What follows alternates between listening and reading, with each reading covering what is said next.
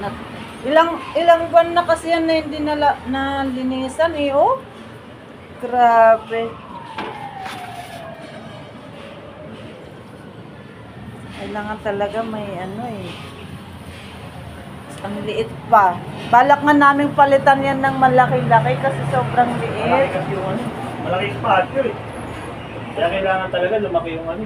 Oh. Eh, binubuksan pa namin yung banyo.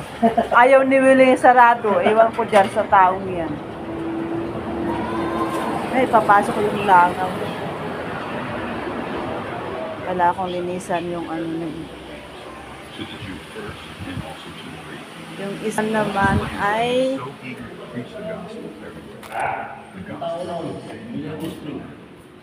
ano, nalinis na? Sira yung spring.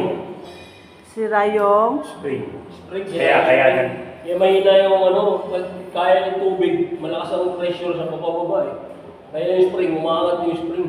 Maano na siya, malambot. so ano? Kailangan balitan na siya. Pupunta siya ng road niya. Okay.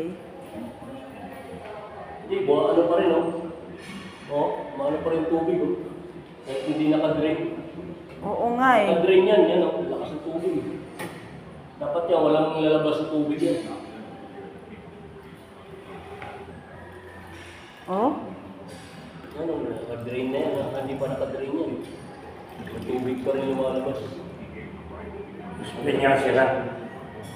Tanggalan natin yung tubig. Dali mo kayo yung sample. Para alam mo. Sample. Ayan. Implies not merely intellectual agreement with some facts about Jesus, Nako, but also welcoming and submitting to him. kain na tayo.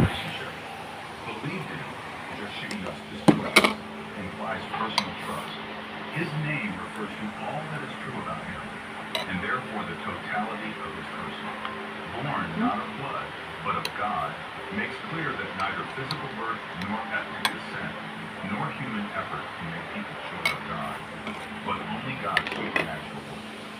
John 8:41-46. Ana, C.S. John 3:16.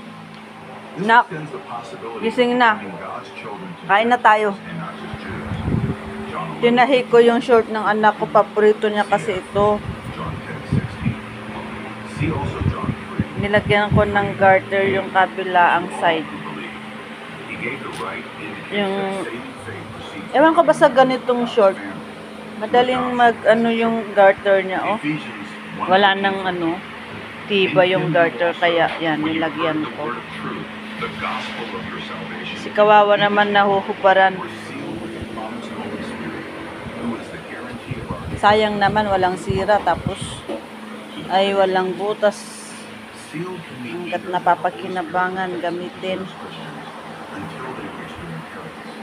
See 2 Corinthians 1:22, 1 Pet, 1:5, Reverend 7, 2:3, or that he certifies